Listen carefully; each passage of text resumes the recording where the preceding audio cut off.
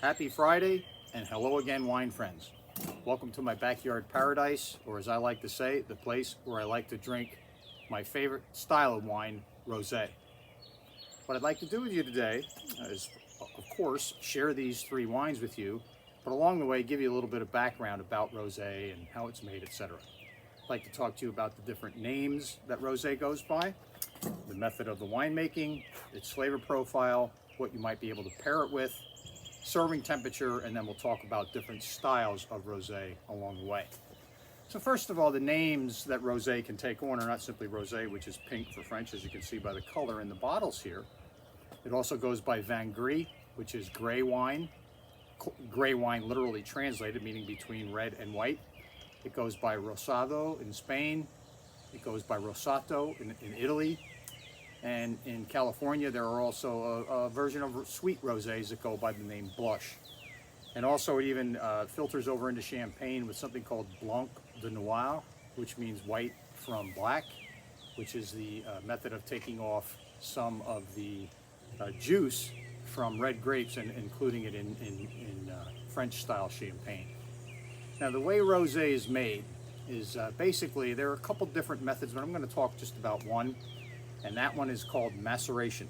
As a former foreign language teacher, words kind of interest me, so I looked up that verb in French, macérer, and it kind of means to steep. So if you can imagine that you take the red grapes and you press them down, the juice runs free. Now remember, red grapes produce clear juice. It's actually the skins that give the that give the wine its color when it becomes a red wine. It's not the juice. The juice is colored by the skins, the stems, and seeds, etc., all of the things that go into the wine. So in a rosé, there's about 2 to 20 hours of skin contact, and then the juices run off into a cold fermentation tank or into another area where it is basically then fermented like a white wine. And the color range that you get, as you can see by these bottles on rosé, is quite impressive. And we'll talk about that when we sample each one of them. So when you look at the flavor profile, really rosés have a wide range of flavors, but you're going to predominantly find berry notes, strawberry, maybe a little cherry, some citrus notes, lime, grapefruit, even some, believe it or not, some lemon. You're going to get some floral notes depending on the grape that's been used for the rosé.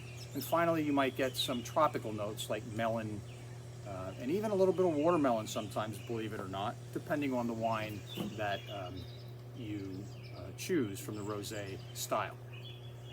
In terms of food pairings, this has got to be one of the most versatile wines to pair with a wide range of foods. I've had darker rosés like this one with a steak. I've had rosés like this one with shrimp. I've had rosés like this one with pizza, seafood, you name it. You can pretty much be comfortable pairing a rosé with just about anything you want. And always, as I say, of course, you can always pair it just with a glass. So if you remember back in one of my other clips, I talked about serving temperature. Serving temperature is important, again, with rosé. You'll want to serve rosés at around 45 to 48 degrees, not over chilled. That's close to fridge temp, but fridge temp is usually about 40 degrees. So if you want to chill one of these in a fridge, let it warm up a little bit, not too much, because once these start to warm up, they actually taste kind of funky. You want to have them chilled. So let them chill and then enjoy them that way. So what I'd like to do today, before we actually sample these, is talk about a few styles of rosé wine. I apologize for these large bottles. Rosé bottles, as you can see from this one, are some of the fancier bottles that you'll see in the wine and spirits shops.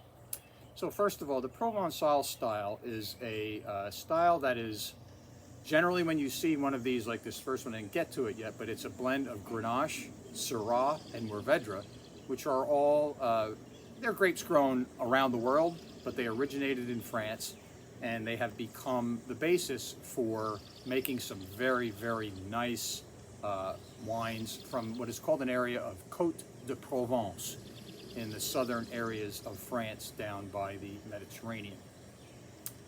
Excellent wine. Then there's another style of rosé, which is you'll see in these two bottles that I'm going to sample for you. It's the single varietal rosé. And a single varietal rosé basically uses a single grape. Remember, rosés come from red grapes. So one of these I have here is from Sangiove's, which I'm sure you're all familiar with, related to Chianti. And this third one is made with Mourvedre, which is a very powerful red grape. But as you can see, through the maceration process, the juice was bled off. Enough skin contact was left to make these wines pink. So your single varietal grapes that are best suited for rosés, I think, are Pinot Noir, Cabernet Franc, and of course this one's Sangiove's. Although Mourvedre makes a very nice rosé, it's not always as easy to find. And then I would be remiss if I didn't also mention the blush style, like white Zinfandel or white Merlot. They are lighter, they are sweeter. If you remember the white Zinfandel craze, and a lot of you might still enjoy white Zinfandel. It's not one that I enjoy, no offense to anyone who does, it's just a little too sweet for my palate. So when you're out searching for rosés, if you want to know whether it is, and this is an extra tip from Doc G today, the way to determine the sweetness of a wine without having any scientific background is to either know the ABV, the alcohol by volume, or the RS, the residual sugar. Well, I can tell you this point blank, you're not going to find residual sugar on the bottle of wine anywhere. If you're really that interested, you're going to have to go onto their website and look up their technical sheet, which they produce, all wineries, for any wine that they make. So the tip is very simple. If you have a wine that is an ABV of 12% or more, that means that it is considered dry. If you have anything 11% or less, that tends to become sweeter as the alcohol level drops. And the reason for that goes back basically to science. So a little science lesson, the way that wines produce alcohol is by the fermentation process eating up the sugar. And the sugar gets burned off and it produces ethanol, or the alcohol in wine. So basically in a drier wine, 12% or higher, you have less sugar, and it therefore imparts a dry flavor on the palate.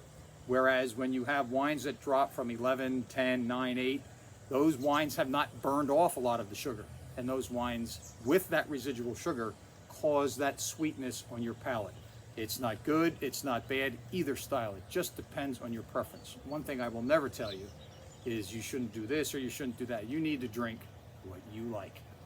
So that's kind of the long and short of the rosé world. What I'd like to do now is actually sample all three of these for you. So the first one, which I've been sipping here, is a wine from Côte de Provence. It's called Minuti. And it is characterized, notice the pale color. I'm gonna just do this up front so that I don't have to do it. Look at the difference in color. The first one almost, I don't know if you can pick it up on the camera, it almost looks like a white wine. It's very, very pale, which would indicate to me that the skin contact was probably minimal. But when you pick up the glass and you sample it, there's not a minimalist feeling. It's kind of like a nice little wine.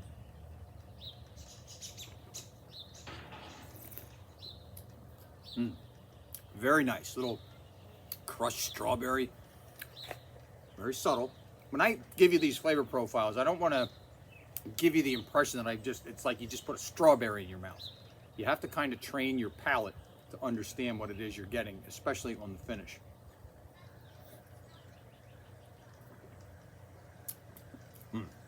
On the nose with that, or excuse me, you'll also get a little bit, I'm getting a little bit of grapefruit, a little bit of lime. Very, very good. So this one is Côte de Provence Minuti, and this one is available. Actually, I laugh. I found this in Giant once. So you'll find this at PA Wine and Spirit shops, and wherever it is you search for your favorite wines and liquors. Let's move on. Now you can see we're getting a little bit darker. This is the single varietal style. This is a rosé of Sangiove's 2019 from Columbia Valley. That's a wine region in Washington State. And you notice, much darker. Look at the color. Almost it's a pale salmon color. Very different profile. The darker these rosés get, the more fruity they tend to be, so you'll find some fruit notes on these as you sample them.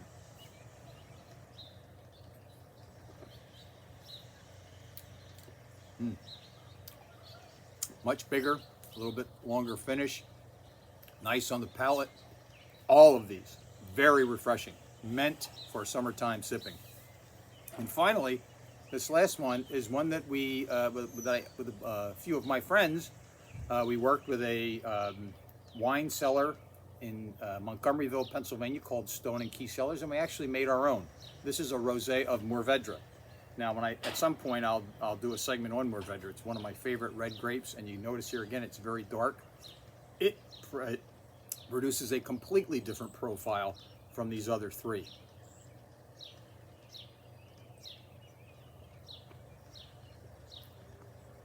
Now that's strawberry right there. Now that's really good. And when I say strawberry, I think the way I would characterize it, it is like ripe strawberry. And for all three of these wines, every one of them is clear, refreshing, cleans your palate. They don't linger very long. Excellent sippers, excellent pairing for food. I forgot to mention, this one is also available at your PA wine and spirit shops, and I'm sure it's a popular brand. I've had it before, and it's readily available elsewhere. Sorry, gang. This one, private stock. By the time you would ever get to meet me, it's probably going to be gone.